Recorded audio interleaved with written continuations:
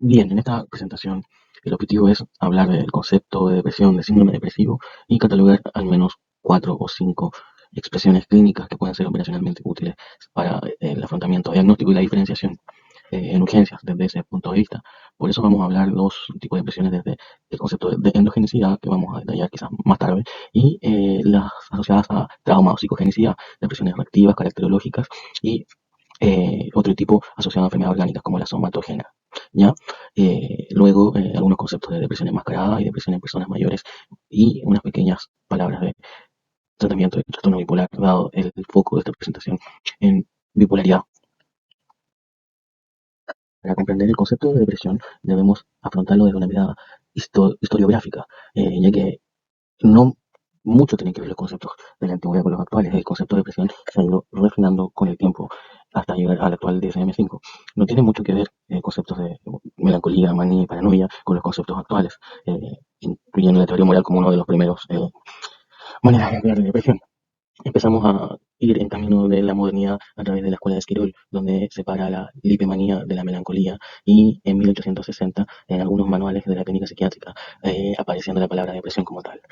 De gran interés histórico y clínico nosológico, Kraepelin entre 1880 y 1990, su manual de clínica psiquiátrica, en su primera edición, habla de la enfermedad maníaco-depresiva, donde la separa de la demencia precoz.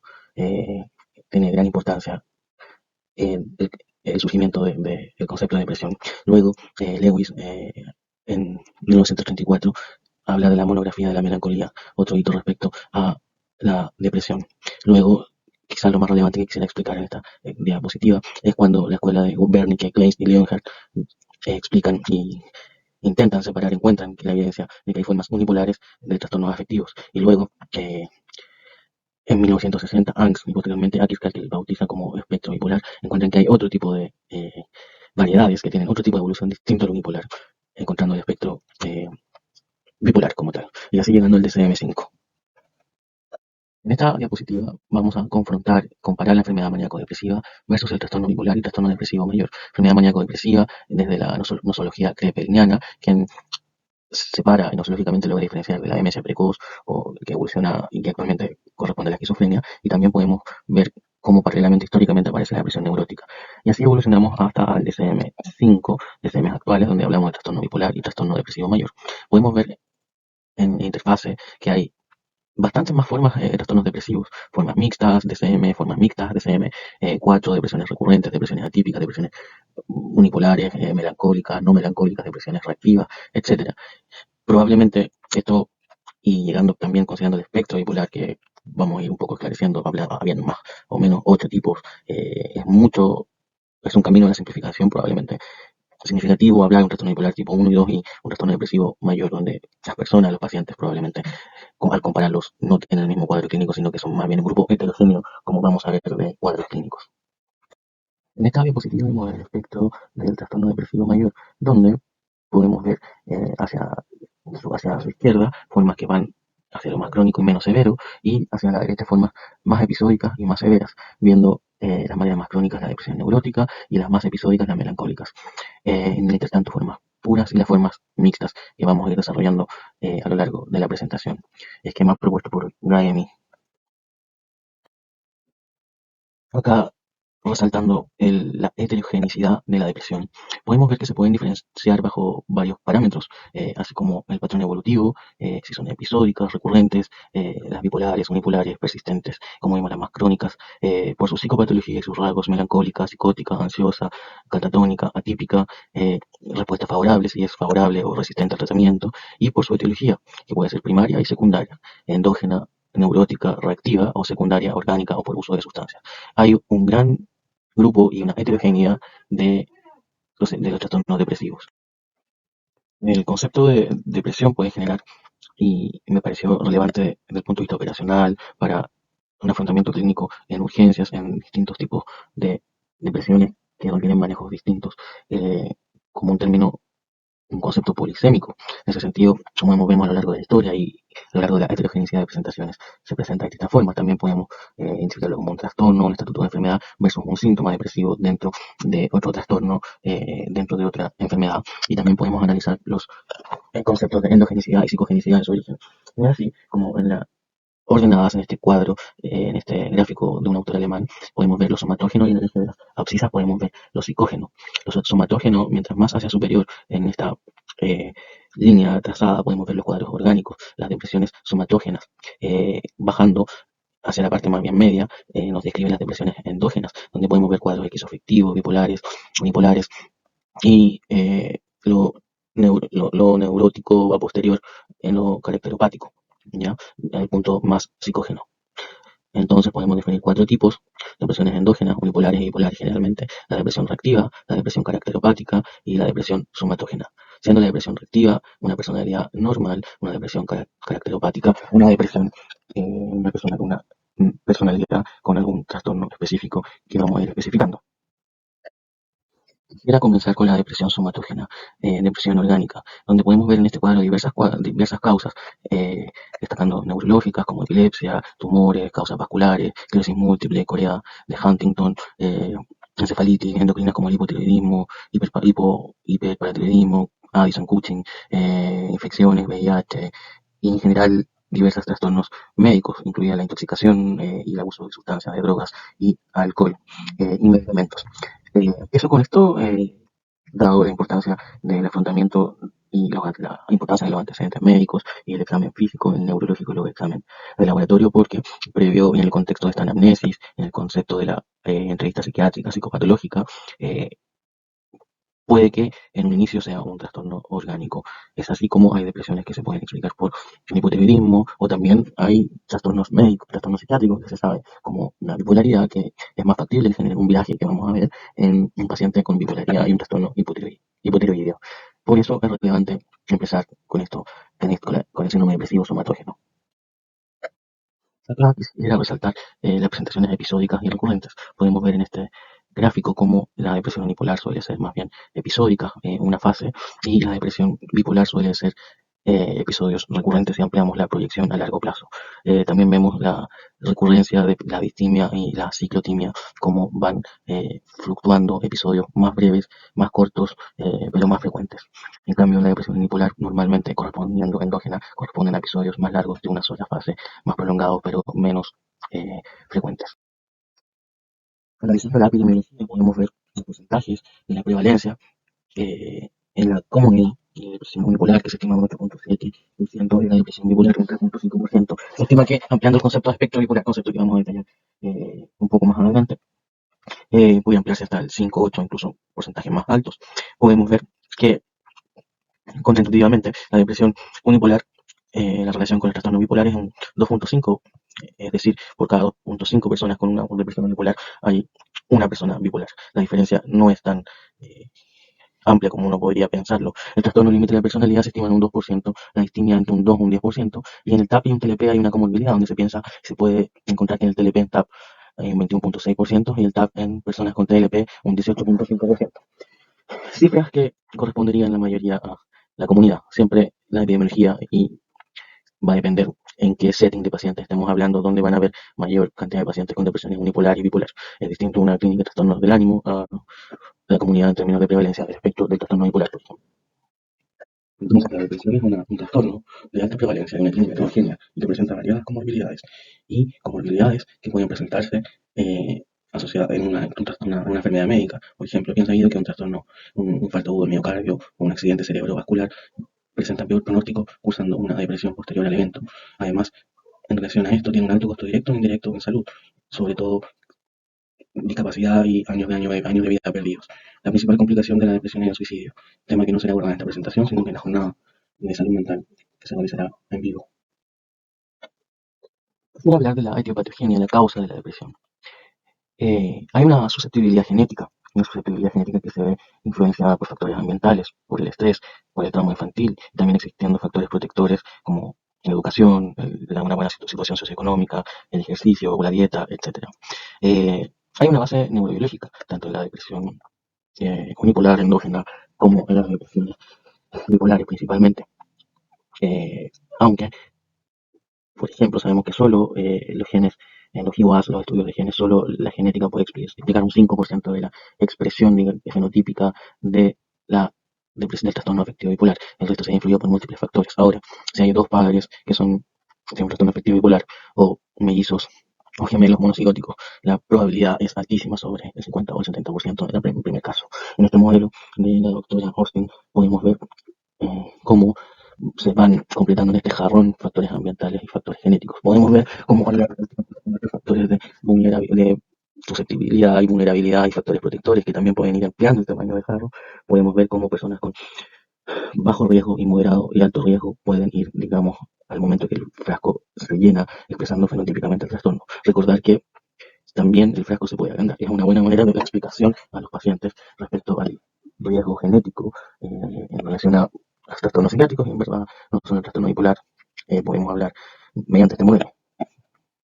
Dividir los síntomas de la depresión en tres categorías: los síntomas ligados a la alteración del ánimo, los síntomas ligados a la alteración del pensamiento y la cognición, y los síntomas ligados a la alteración del biotono, los síntomas de alteración de los síntomas físicos y los parámetros biológicos. Los síntomas del ánimo, a destacar al ánimo depresivo, la tristeza, ya sea vital o reactiva, la incapacidad de sentir placer, la búsqueda de las actividades que habitualmente nos generan interés, la anedonia, y la irritabilidad, además de la culpa, la ideación suicida, la desesperanza. La cognición, el pensamiento, que está ligado al enlentecimiento del pensamiento, las alteraciones cognitivas propiamente tal, los déficits atencionales y en la memoria, en la planificación, y los síntomas físicos asociados al biotono y los síntomas asociados a perder el apetito, a dormir, sea de un despertar precoz o una alteración al inicio del sueño. Acá en la parte superior de la diapositiva podemos ver cómo en este cubo 3D podemos ver en los distintos ejes actividades que tienen relación con la energía, la emoción con las actividades del ánimo y la cognición. Podemos ver que en la depresión, en este caso, endógena, que es la que vamos a tratar, la depresión unipolar, están disminuidas los tres parámetros. En esta diapositiva podemos ver los criterios diagnósticos del episodio depresivo mayor, depresión unipolar, el cual ya fue abordado en una cápsula anterior. Quería resaltar la necesidad de descartar enfermedades médicas, sustancias, otro trastorno psiquiátrico primario y además, sobre todo, descartar un trastorno bipolar, donde no debe haber antecedentes de episodio maníaco o hipomaníaco. Vamos a ver que es un poco más complejo para poder realizar un diagnóstico más adecuado del trastorno bipolar en próximas diapositivas. El síntoma cardinal de la depresión endógena unipolar es el fracaso del biotono, representado en las ordenadas en el eje verde que representan actividad. Eso está descendido. Y al estar esto descendido desde lo experiencial, la persona no puede en el tiempo progresar y queda detenido en el presente.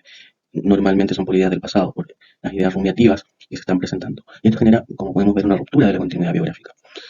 En relación a cómo se presenta en términos de descripción, es un inicio tardío. Normalmente son depresiones que inician a los 30 o 60 años, si bien se pueden presentar antes. Son depresiones que tienen una duración prolongada, a diferencia, como vamos a ver en la trastorno bipolar, son depresiones más cortas. Acá podríamos hablar de 6 meses hasta 12 meses sin tratamiento y que presentan una restitución ad integrum si no hay un suicidio como desencadenante. Presentan en general un bajo número de recaídas, por ejemplo, uno cada 5 años. Hay una pobre respuesta a la psicoterapia o al placebo sola y una fuerte respuesta a los psicofármacos y a la terapia biológica en general como neuromoduladoras como el TEC. Hay una personalidad premórbida, adaptativa o melancólica. En general hay un trastorno, una historia familiar de un trastornos afectivos.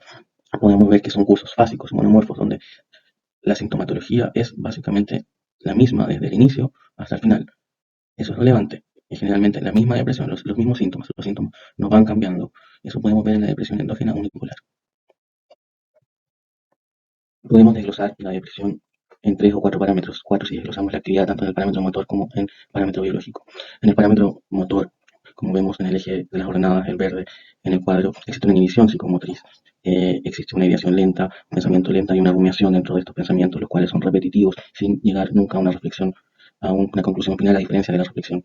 Vemos en el parámetro anímico un descenso de este, donde existe una tristeza vital, es decir, una tristeza novedosa que nunca ha presentado el paciente, un desgano, una apatía, donde el paciente no tiene motivación para realizar nada, pudiendo presentar una ansiedad asociada. Y el parámetro cognitivo, en el eje de las abscisas, podemos ver ideas delirantes o deliroides secundarias al estado del ánimo, ideas que representan secundarias al estado del ánimo en términos de que representan las necesidades básicas del ser humano, necesidades como por la salud, que pueden generar un delirio hipocondriaco, por la moral, que pueden generar ideas de culpa, por el estatus económico, generando un delirio de ruina y pobreza, y por la relación con los otros, generando eh, ideas de persecución, delirio de persecución.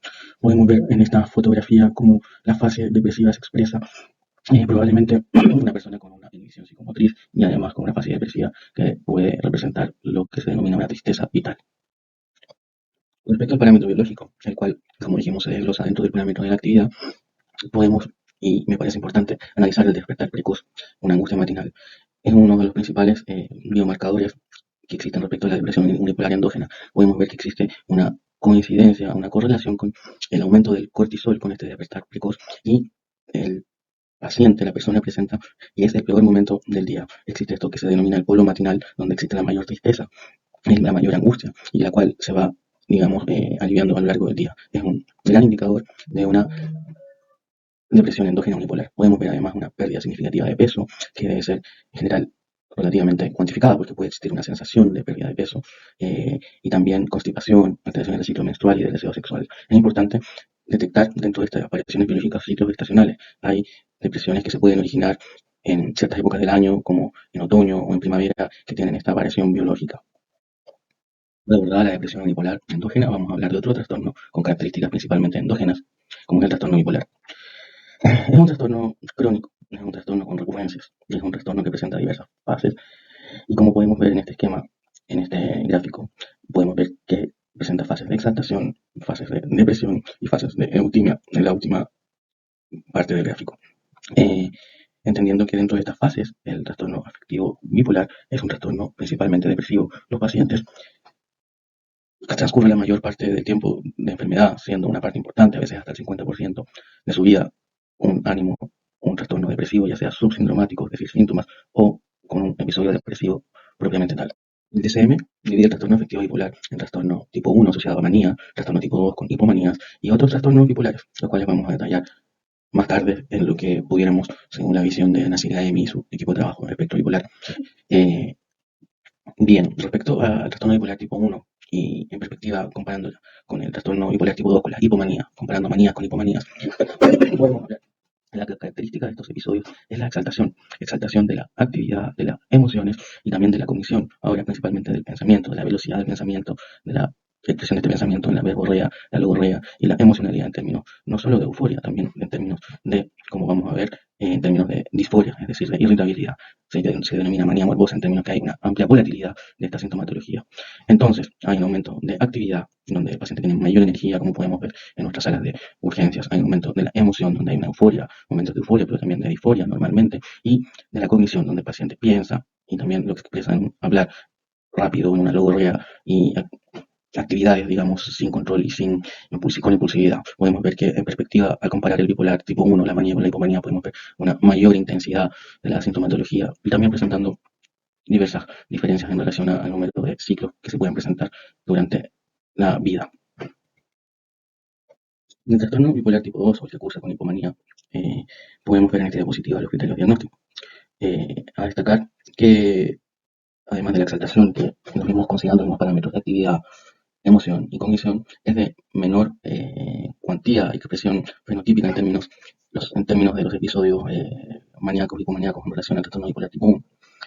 Quisiera destacar dentro de esta diapositiva que también requiere descarte del efecto de otras sustancias, que también requiere el descarte de enfermedades médicas, pero que existe un tipo de trastorno bipolar, tanto del espectro bipolar, que sí puede ser inducido por antidepresivos, el cual está caracterizado como un tipo del espectro bipolar. También existe otro asociado o enmascarado por alcohol. Entonces, pareciera ser un poco más complejo la dimensionalidad que como DSM nos plantea. Entonces, según lo que nos exige DSM, el diagnóstico de trastorno bipolar lo vamos a realizar a través de las fases de exaltación, lo que parece adecuado si vemos el transcurso en un periodo breve de tiempo de la trayectoria del trastorno en la vida de la persona. Positiva podemos ver el periodo en un seguimiento a largo plazo de depresiones en trastorno unipolar y bipolar. El trastorno unipolar es lo que lo caracteriza la depresión, por lo tanto, es la totalidad del periodo de enfermedad. Ahora, quisiera destacar como en el episodio bipolar tipo 1 y en el tipo 2, las fases de exaltación que podemos ver en líneas tachadas, o las manías o las hipomanías son lo minoritario. Podemos ver que los pacientes pasan la mayor parte del tiempo deprimidos o al menos con síntomas deprimidos. Y en esta barra negra, como podemos ver en la suma de todos los bipolares tipo 1, tipo 2 y en general en este trabajo de Forte, la mayor parte del tiempo pasan depresivos. Y esto es importante porque dentro del 53% del periodo con síntomas en el episodio en general este del tipo 2, el 1.3 en este caso se describe que pasan con hipomanía, con hipomanía y el 2.3 con episodios síntomas mixtos. Es decir, como vamos a ver en la próxima diapositiva, diagnóstico del trastorno afectivo bipolar requiriendo una fase de activación deja de lado que Previo a esta fase de activación han existido múltiples eventos depresivos. Es raro que un paciente con trastorno afectivo bipolar tenga un solo episodio y normalmente pudiendo debutar desde la adolescencia, los cuales pudiendo ser maltratados con antidepresivos, generando mayores ciclajes y mayor riesgo de suicidio. Eh, por lo tanto, un periodo que se describe hasta de 8 años de retraso diagnóstico es lo que el DCM un poco minimiza como criterio diagnóstico y cómo abordar este trastorno tan complejo. El doctor Sergio Stagilevich refiere que el principal desafío quizás de la medicina actual es poder diferenciar la depresión unipolar de la depresión bipolar, siendo un diagnóstico totalmente complejo y que requiere la evaluación longitudinal, como podemos ver, una proyección larga de la historia anímica del paciente y no solo del episodio actual.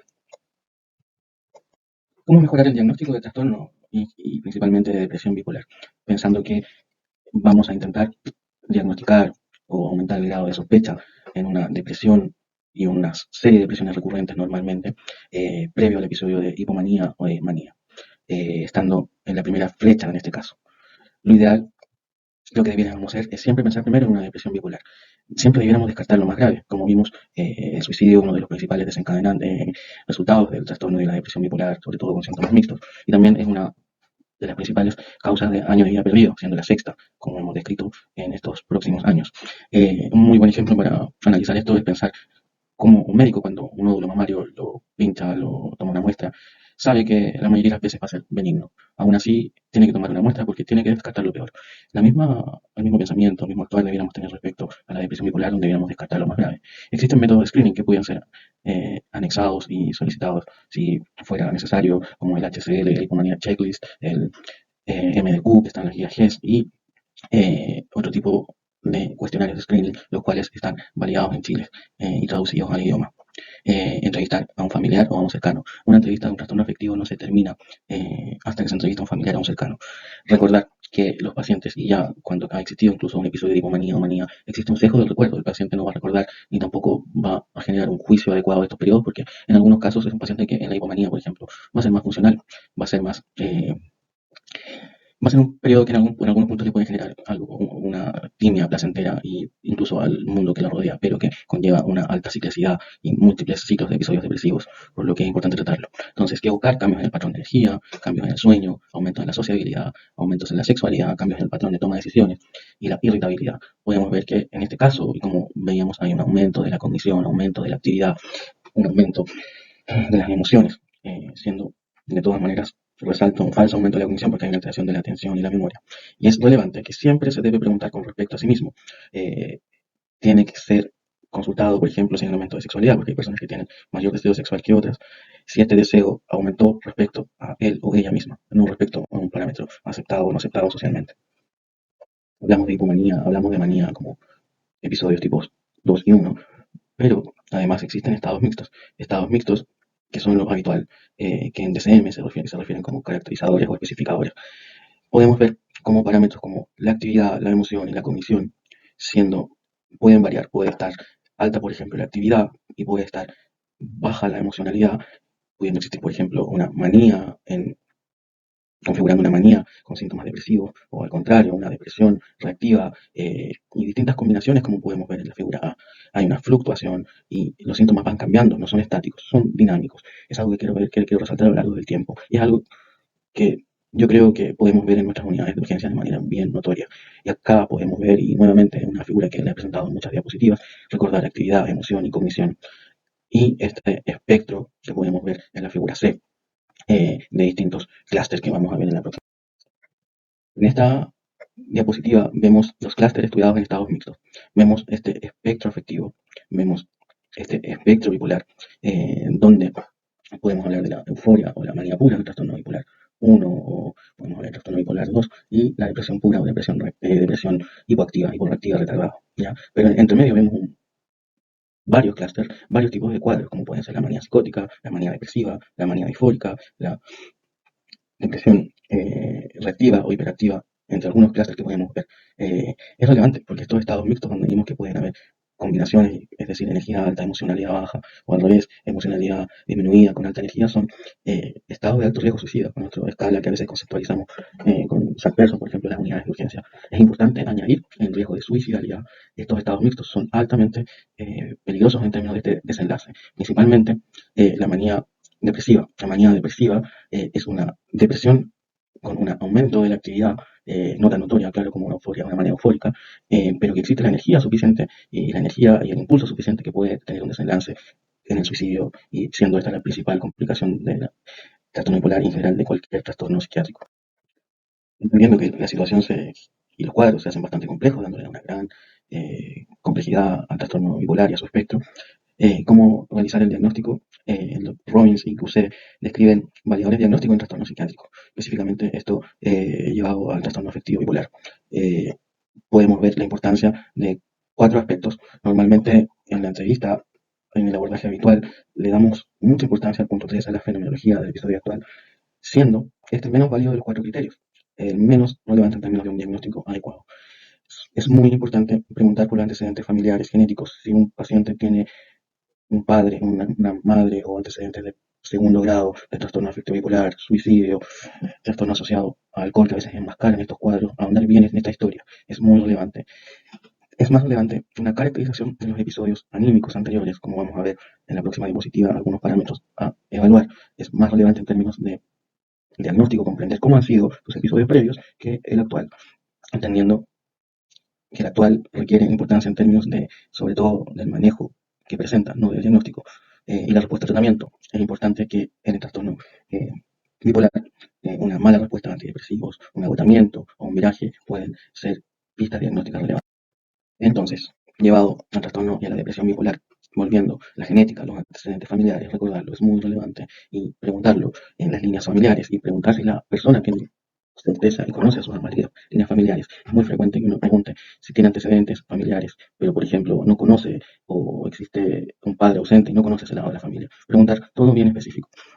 Intentar aumentar el valor predictivo a través de esto. Es muy relevante. La fenomenología actual, que es lo que vamos a ahondar, es frecuente que un trastorno afectivo bipolar, depresiones bipolares, y nos da mayor probabilidad de que sea así si hay síntomas psicóticos. No es sine qua non, ¿ya? Pero si hay síntomas psicóticos es más probable que sea una depresión, un trastorno afectivo bipolar. Síntomas atípicos, la mayoría los presenta, es decir, en vez de esta alteración de los parámetros biológicos principalmente, como el sueño, que se altera y duerme menos, come menos, son pacientes que comen más, hiperfagia y duermen más, tienen mucha mayor somnolencia.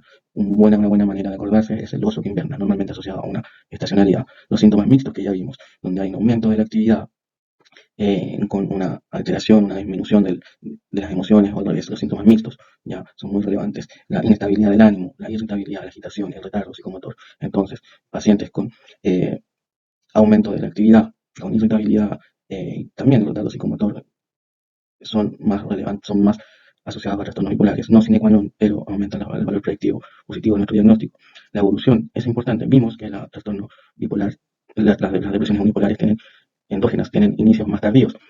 Ya, estas depresiones tienen una edad de comienzo más temprano, ya menos de los 25 años, muchas veces en la adolescencia. Son más recurrentes, más de 3 o 5 episodios. Las depresiones postparto, los citados rápidos, los episodios breves, normalmente se describen episodios de 3 meses, de 4 hasta 4 5 máximo 6 meses, ¿ya? A diferencia de la depresión endógena, que suelen ser episodios más repetitivos. Y una personalidad hipertímica de base es una personalidad energética, por decirlo, y graficarlo de una manera simple, con alta actividad.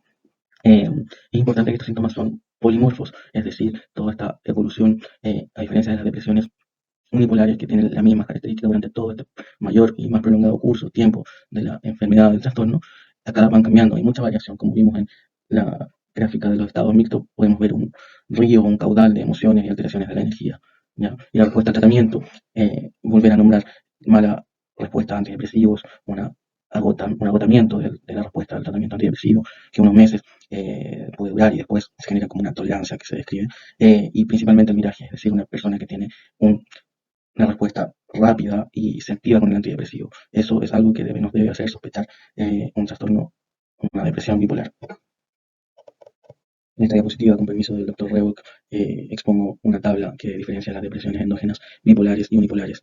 A resaltar, otro punto es que si la depresión bipolar tiene mayor presencia en el sexo femenino, vemos que en la depresión bipolar se genera una tendencia a una igual distribución en ambos sexos. Vemos el inicio temprano de la depresión bipolar y un inicio tardío de la depresión unipolar. Si bien existe un segundo pic de debut, digamos, del episodio de manía, de hipomanía, en en edad tardía, hay manías de inicio tardío, pero eso no quiere decir que esté precedido por depresiones bipolares. Las depresiones inician temprano.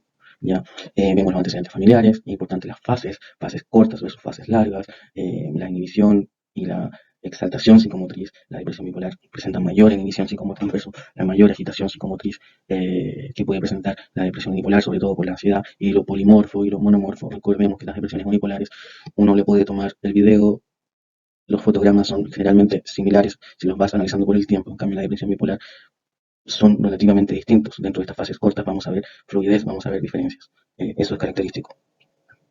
Y bueno, las otras características que se pueden ir revisando, además de las personalidades hipertímicas versus la melancólica. La ciclotímica es una enfermedad que es una personalidad, o más bien un temperamento, que presenta fases de distimia, es decir, tendencia, síntomas depresivos subsindromáticos o rasgos depresivos que oscilan con hipertimia. Es decir, hay una oscilación. Otro cuadro resumen donde podemos ver las características de la depresión bipolar. A destacar los síntomas psicóticos, los síntomas atípicos, como una característica más asociada a estas depresiones. ¿Ya? La melancolía, si bien una las puede definir como depresiones unipolares, también existen melancolías bipolares. Es importante entender y analizar eso en el tratamiento de la enfermedad y del trastorno. Es así como llegamos a la construcción del espectro del ánimo, enfocado en este diagrama en presentar principalmente el espectro bipolar y el espectro unipolar. Eh, un espectro bipolar donde en un extremo tenemos el bipolar tipo 1 o con manía, tipo 2 o con hipomanía. En un extremo, más allá de eso, tenemos el trastorno esquizoafectivo, ¿ya? Y el espectro bipolar de formas no especificadas, que son diversos tipos, constructos generados por Akikal y Young, como hablamos al principio, donde existen algunas, por ejemplo, por viaje por antidepresivos, otras personalidades hipertímicas con depresiones tardías, etcétera. Tema que no es suficiente el tiempo para abordar en esta clase.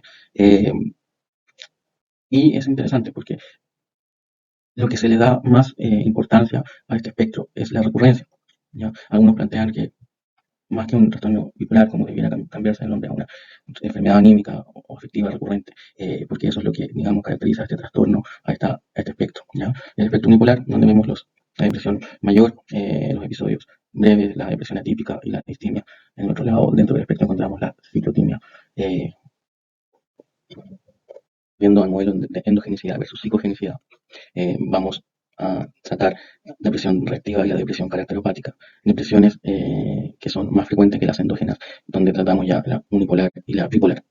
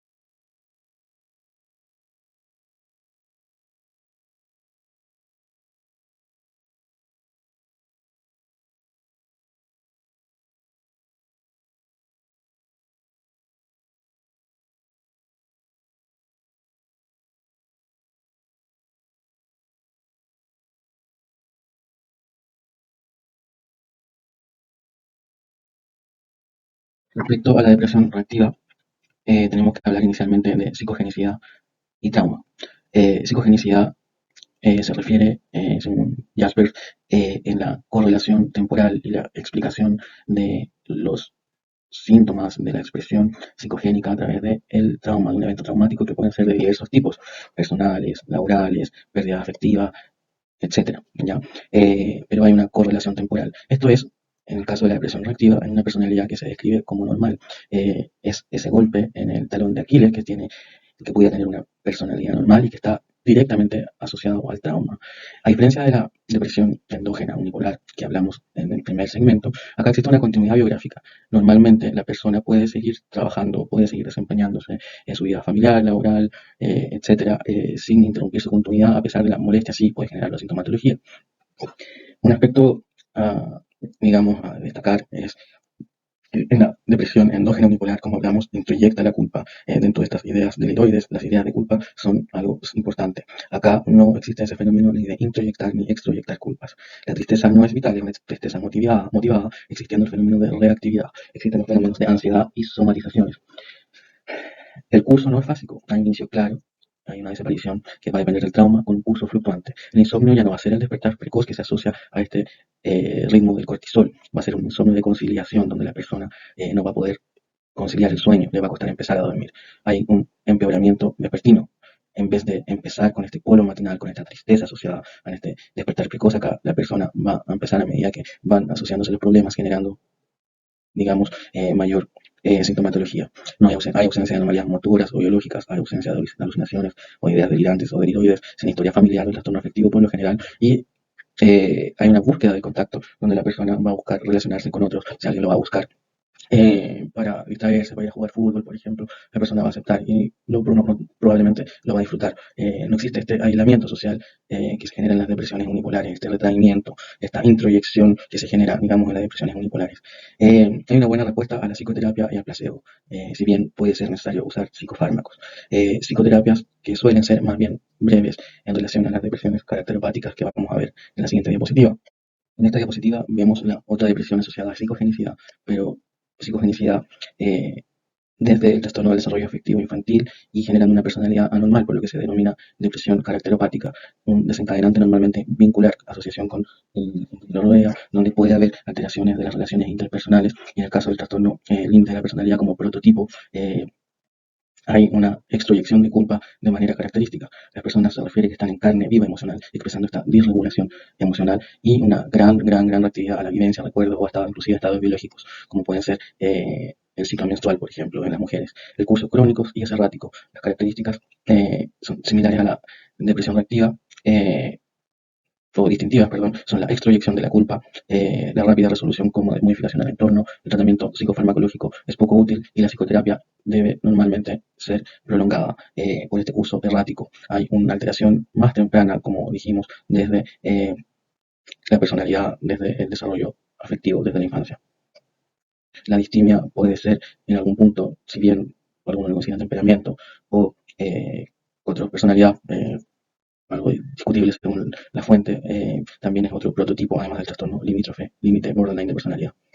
En relación a los diagnósticos diferenciales, a la diferenciación de los cuadros clínicos recién expuestos, voy a abordar la diferenciación entre la depresión endógena unipolar y la depresión caracteropática. En este caso, algunas características a diferenciar, comparándola en esta diapositiva con la distimia como uno de los prototipos propuestos, vemos que en la depresión unipolar existe un aspecto poco cuidado y en el trastorno de personalidad distimia es un aspecto cuidado. En ese sentido se asocia a una minimización de los síntomas de la depresión endógena mientras exhibe el síntoma del trastorno de personalidad. El locus de control, es decir, la causa, digamos, que atribuye la introyección o extroyección de culpa es algo que lo diferencia. La introyección de culpa existe en la depresión mayor.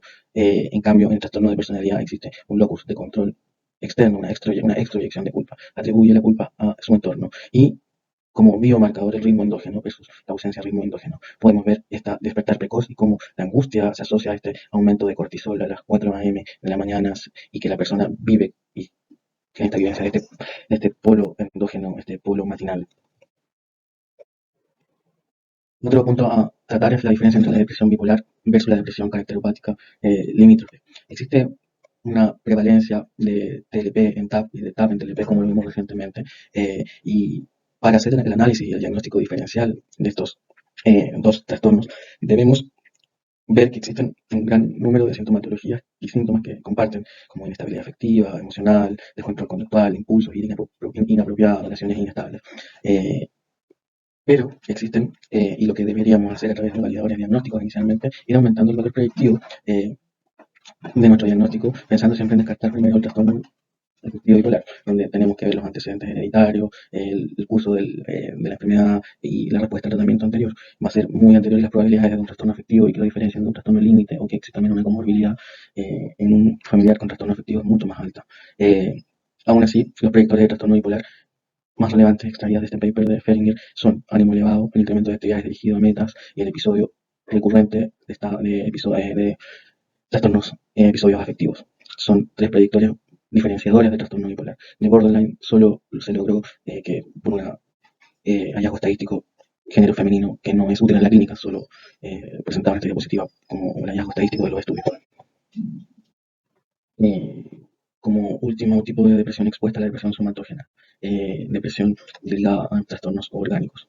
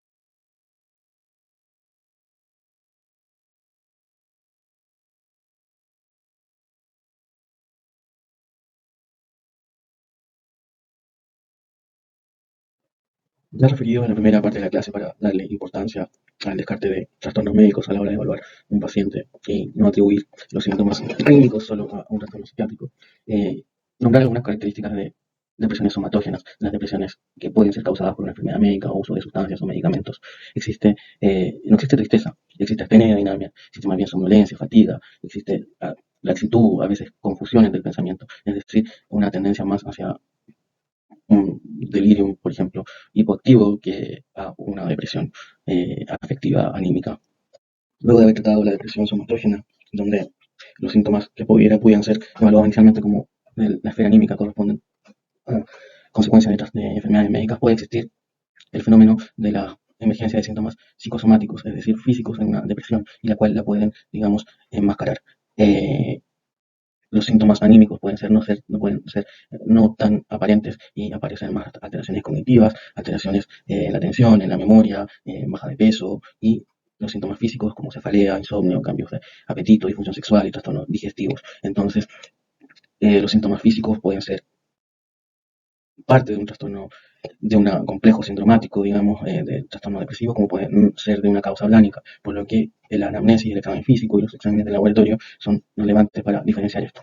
Como las personas mayores, que estos síntomas de depresión enmascarada están mucho más presentes en este tipo de depresión en las personas mayores, donde el deterioro cognitivo a través de pseudodemencia puede ser un síntoma, una expresión muy significativa dentro de este grupo de población. Recordar en el adulto mayor la mayor presencia de síntomas de una depresión enmascarada. En esta diapositiva se puede ver que esta depresión enmascarada que podemos hablar se debe porque existe una combinación de tanto los síntomas del cuadro depresivo, afectivo, anímico, como enfermedades médicas, como olvidar los medicamentos que pueden estar presentando el deterioro cognitivo, es decir, memoria, atención. Todo esto genera de que el adulto mayor, la persona mayor, puede expresar su depresión a través de síntomas físicos más que anímicos en un primer plano. Relevante en términos de comorbilidades médicas ver cómo existe una gran comorbilidad entre enfermedades cardíacas, cáncer, diabetes, dolor crónico, enfermedades neurológicas y la depresión. Y si ahondáramos un poco más, podríamos ver que existe un peor pronóstico, un mayor deterioro si la depresión no es tratada tanto farmacológicamente como mediante psicoterapia, dependiendo caso a caso. Es muy relevante situar la depresión en las comorbilidades médicas. Unas palabras respecto al trastorno bipolar y su tratamiento. Eh,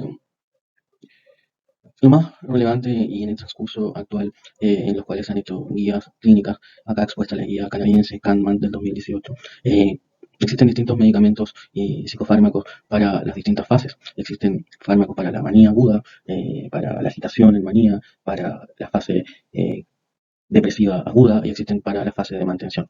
¿Ya? Podemos ver los grados de evidencia y también de seguridad y tolerabilidad, que en este instante es un factor, digamos, y que las guías realza mucho la importancia respecto a que el fármaco no solo sea efectivo en términos de tratamiento sintomático, sino también en seguridad, en tolerabilidad y en una prevención a largo plazo. Ya, y en ese caso, en todas, diría, y en general, en todas las fases de tratamiento, el litio es la primera línea de tratamiento, tanto en la fase depresiva como en la fase maníaca, si bien en la fase aguda no tiene un efecto inmediato, por lo que se usan antipsicóticos atípicos en una primera instancia asociados al litio, como en la fase depresiva. ¿Ya? El litio tiene la ventaja, y se ha visto, que aumenta el grosor de la corteza cerebral, al contrario que estabilizadores del ánimo y pacientes sin tratamiento presentan adelgazamientos en ciertas áreas del cerebro. Entonces sería un neuroprotector respecto al trastorno afectivo bipolar. Se podría analizar con mayor detalle cuáles son los fármacos según fase en esta diapositiva. Entonces, para concluir, en esta presentación hablamos de trastornos depresivos ligados a la endogenicidad y a la psicogenicidad, siendo la endogenicidad tipo de trastornos en los cuales hay un mayor impacto de la susceptibilidad genética y lo neurobiológico versus la psicogenicidad donde el impacto es más bien ambiental y estresores externos, siendo la depresión endógena unipolar y la depresión bipolar parte de estos cuadros. Ahora, vemos que la depresión tiene una amplia heterogeneidad de presentaciones, por lo tanto, uso esta diapositiva para presentar las conclusiones en términos de que existe una gran variedad de presentaciones y que tratar de individualizar el paciente y personalizar la terapia es fundamental, dado la gran cantidad de años perdidos, dado el gran sufrimiento del paciente y sobre todo en el retraso diagnóstico en el trastorno afectivo bipolar, considerando que son pacientes que pasan la mayor parte de su vida con síntomas depresivos o con depresiones más que con manías, por lo que requiere un abordaje siempre de descarte, pensar en un trastorno bipolar en primera instancia y luego en el trastorno de otra índole. En esta diapositiva, obras de arte, pinturas, fotos que representan cuadros afectivos, melancolía, la visión de un paciente depresivo en la, digamos, inferior derecho y quizás la más interesante y analizar es la primera en la parte superior izquierda, el cuadro de Van Gogh 3 o 4 días antes del suicidio. Muchas gracias.